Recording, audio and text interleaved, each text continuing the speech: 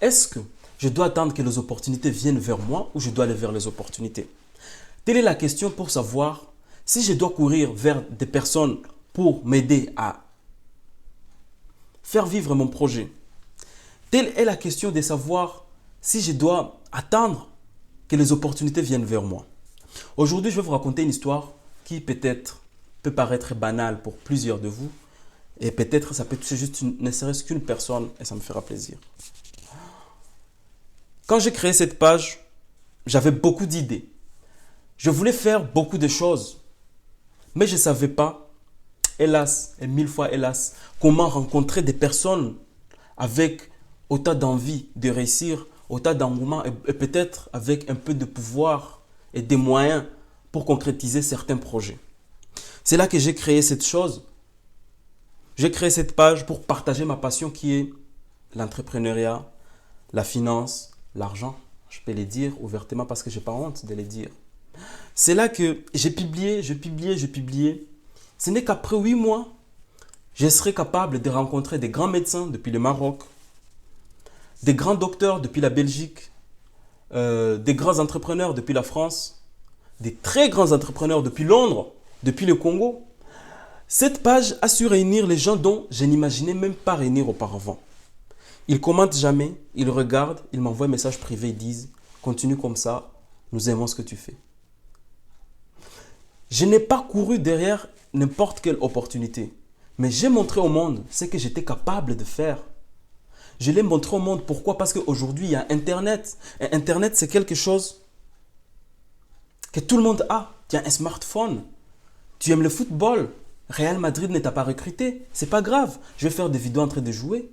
Et peut-être quelqu'un va me repérer, va me dire « Viens, fais ça, on va voir si ça va passer. » Tu sais chanter. Tu n'as pas été retenu dans des auditions locales ou nationales ou internationales. Peu importe. Tu chantes sur Internet. Les gens te repèrent, ils t'invitent, tu deviens une star. Aujourd'hui, Internet, c'est quelque chose, tu penses que tu n'as rien, mais Internet est venu ouvrir beaucoup d'opportunités à des millions de personnes. Et nous devons être reconnaissants et savoir user de cet outil qui est Internet, particulièrement les réseaux sociaux. Combien de gens qui te traitent, tu ne feras rien de ta vie. Tu es un rigolo. Tu es un clown, tu ne fais que faire rire, tu ne vas rien faire de ta vie. Internet est venu, ils ont fait rigoler des millions de gens et aujourd'hui, ils passent sur des plateaux télé, les gens se déplacent pour aller le voir. Ils ont créé, grâce à leur passion, grâce à ce qu'ils savent faire, ils ont su fédérer le monde autour d'eux et aujourd'hui, ils en vivent. Moi, j'ai créé cette chose, à la base, c'était pour mes études. Et de deux, je me suis dit, ça me plaît, pourquoi je ne peux pas continuer? Je l'ai fait. Aujourd'hui, des gens me contactent et me disent, j'ai envie de travailler avec toi. Certes, j'ai mes propres objectifs. On me propose beaucoup de choses. Je ne peux pas aller dans tout et n'importe quoi. Mais je regarde, je vois ce qui me va et ce qui ne me va pas. Et même parfois, quand je dis non, je dis par contre, je peux vous donner quelques conseils par rapport à ce que vous voulez faire. Ils acceptent, ils me payent. Pourquoi? Parce qu'ils ont vu ce que je suis capable de donner au monde et ils ont cru en moi. Mais si je reste chez moi, je ne fais rien, j'ai un talent où je peux faire quelque chose, je peux apprendre quelque chose que je peux partager avec le monde et je l'enferme pour moi, rien ne va t'arriver. En ce jour de confinement, tu es chez toi, tu fais rien. Ok, tu pourrais apprendre, tu pourrais proposer au monde quelque chose. C'est ton téléphone, tu te filmes, tu parles de quelque chose qui te passionne et essaie de trouver une audience autour de toi. Peut-être tu n'aimes pas qu'on voie ton visage. Il y a ce qu'on appelle des podcasts. Il y a ce qu'on appelle l'écriture. Il y a beaucoup de choses à faire. Que tu montres au monde que tu es capable de faire quelque chose. Parce qu'il y avait une ère industrielle qui est passée, maintenant nous sommes sur l'ère d'Internet, l'ère des réseaux sociaux, où cet outil a créé la majorité. Aujourd'hui, il y a beaucoup plus de gens qui ont réussi leur vie grâce au téléphone et aux câbles réseau, Internet et tout ce qui s'ensuit. Internet a créé beaucoup de millionnaires que les ères passées n'ont pas créés. Je ne sais pas comment je peux les dire, mais je t'exhorte aujourd'hui, si tu as un talent, si tu as une passion, partage-le avec le monde. Parce qu'on ne sait jamais. Si aujourd'hui tu sais que tu te dis, ma vie n'a pas de sens, est-ce que tu as essayé de montrer à ta vie ce que toi tu es capable de faire? Parce que tu ne peux pas tout seul dire, ma vie n'a pas de sens et que tu restes chez toi assis. Peut-être tu diras, j'ai pas le temps. J'ai pas le temps. Je travaille. Oui, quand tu travailles, c'est les rêves de ton patron que tu réalises. Et pour toi, c'est où ça s'endort.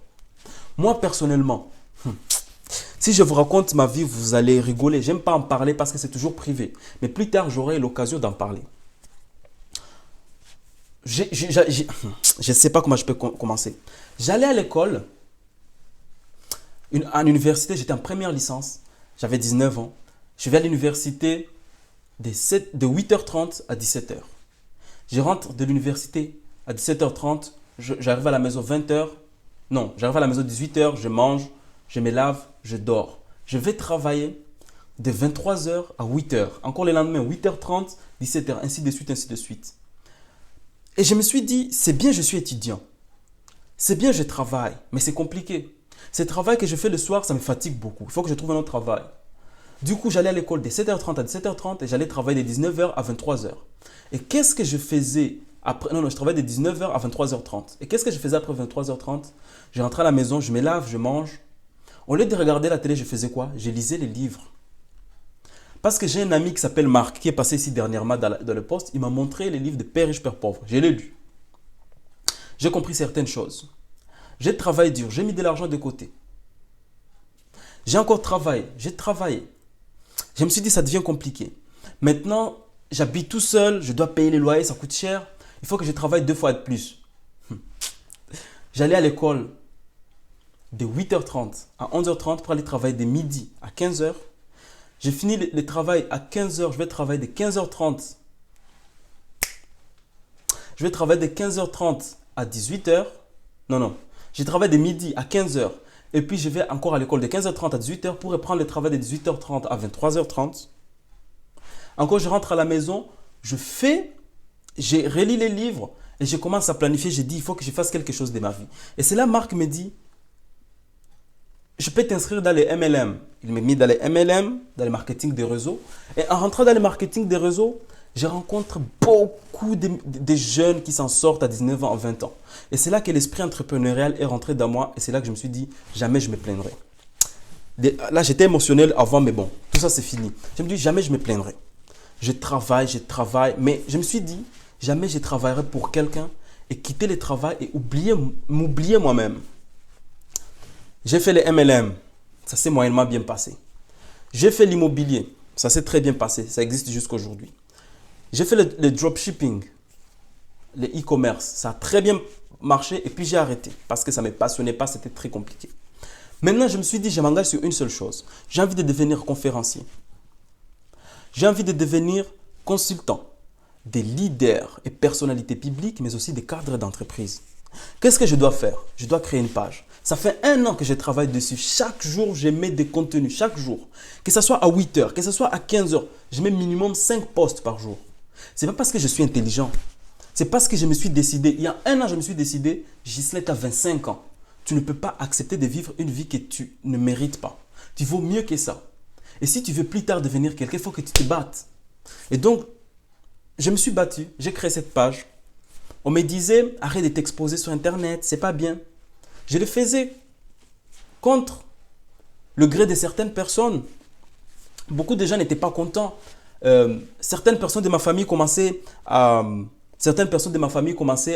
me surnommer le journaliste avec un peu de moquerie. Mais je m'en foutais, moi j'en rigolais. Parce que je sais que ce que je commençais, je n'allais pas arrêter. Et donc aujourd'hui, quand je crée un groupe où je réunis des entrepreneurs partout dans le monde. J'ai un groupe qui s'appelle Ambition Leadership. On a 3000 auto-entrepreneurs. Après, j'ai créé notre groupe secret qui a que des entrepreneurs qui ont des entreprises. Et pour y rentrer, il faut me dire, tu as quelle entreprise, tu fais combien de chiffres par an. J'ai rencontré des entrepreneurs qui font 300 000 euros de chiffre d'affaires par an, 1 million de chiffre d'affaires par an. Juste comme ça dans les calmes, à vendre des costards, à vendre des pneus, à vendre des sacs à main. Et quand je vois tout ça, je me suis dit, j'ai réussi à m'entourer du monde juste en faisant quelque chose qui me passionne. Je ne suis pas en train de me la péter, mais je suis en train de te dire aujourd'hui que toi aussi tu peux faire quelque chose de ta vie. Parfois, on reste calme sur certaines choses. Parfois, peut-être, matériellement parlant, je n'ai pas gagné encore des millions et des millions. Mais ce que je sais, c'est que j'ai la tête, ce que j'ai dans la tête, je peux les monétiser et gagner plus que des millions même. Je sais que les relations que je me suis créées aujourd'hui, que ce soit du niveau professionnel, social, peut m'amener trop loin. Je reçois beaucoup d'invitations dans plusieurs pays de l'Afrique de l'Ouest exactement, même dans mon pays en aire de Congo. Je reçois beaucoup d'invitations où des gens me disent, viens, on va créer une conférence, on va te payer tel montant, tu vas parler devant les jeunes. Mais je dis, ce n'est pas le moment. Ce n'est pas le moment. Parce que la route, elle est encore longue. J'ai fait 49 000 abonnés en un an.